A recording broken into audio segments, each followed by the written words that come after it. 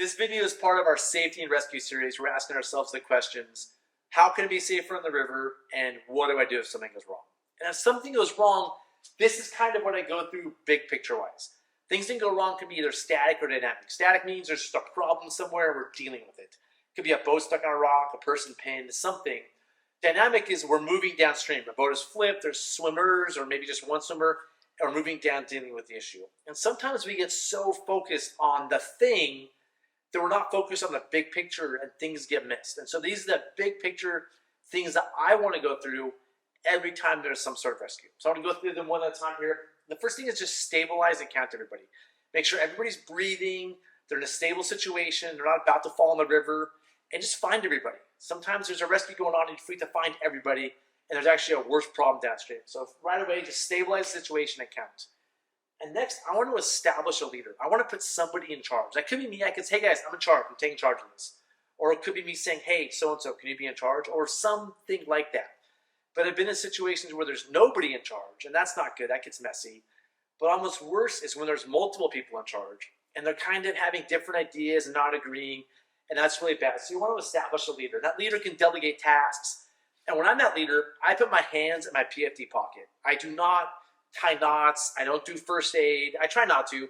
If you have limited resources, you do those things. But ideally, you're standing up on a rock, you're looking around, surveying the scene, making sure nothing dangerous is happening, and you're communicating with different groups, people within your group. You have responsibilities for the big picture. So I want to establish a leader right away. And if somebody loves tying knots and loves doing all kinds of fancy things, they're not the leader. They're like a person doing things. They could be the rescue lead, but not the leader of the scene. Also, we should send somebody upstream. If you have ropes in the water, you have a responsibility too. So if you're doing some sort of like rope thing with throw bags or some sort of mechanical advantage, you have a responsibility to send somebody upstream to say, hey, boat's coming down, there's ropes in the water, you should wait. But even if there's not ropes, it's really nice to send somebody up there to be like, hey guys, we have this going on downstream. Can you please wait for us? Or get resources. We need it. Hey, can somebody come down and help us pull? Are there any people who are doctors? Like, send somebody upstream to communicate with other groups what's going on, that there's ropes in the water, and try to get additional resources if needed. Do you guys have a first aid kit? That'd be great. We really don't have a very good one. Stuff like that. Also, a big priority for me is downstream safety, or what I call downstream containment.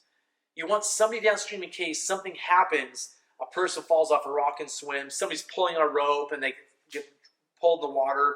Maybe a raft comes undone a little bit, and a bunch of bags come off and go downstream. This, at a minimum, is a person with a throw bag, but that's not really that good of downstream safety. It's definitely not containment. You want like 1 or 2 boats even with people in them floating, ready to deal with something. That doesn't mean tied up on shore, watching everything. That means they're in their boats, floating, looking upstream, and if somebody comes down, they can go out and rescue them. Or if a few bags come down, they come down and rescue those things.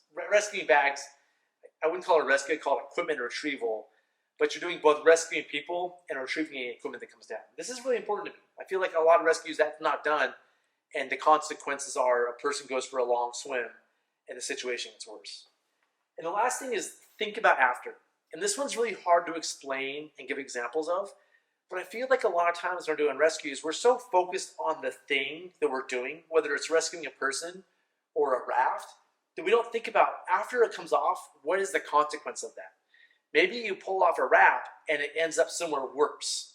Or maybe you pull a boat off a rock and you left the people on the rock and they're in a dangerous spot. So we're so focused on solving the immediate problem. And if everybody's stable and we've counted everybody, we shouldn't be in this massive rush. And you should at least be like, actually maybe we shouldn't pull the raft off that way. Or maybe we should do this. Think about the aftermath of what you're doing. Again, it's hard to explain, but when I go back and I talk to the crew I'm with about what happens, I do a debrief, I go through these things. And so I say, hey, did we stabilize everything and count? Awesome, good job. Do we establish a leader? A lot of times the answer is like, we sort of did. Usually, hopefully we did, but not always. Was there an upstream spotter? Was there downstream safety? Do we think about after? And a lot of times in the debrief, we're like, we really didn't think about the consequences of what we were doing. It's amazing how much this matters. So these are my thoughts. I am not a rescue instructor. I don't have a certification as a rescue instructor, so you can ignore this and think I'm wrong. This is what I've come up with based on my experience. for what I go through in a rescue. And when I teach classes, and we do teach safety and rescue classes, this is what we do teach.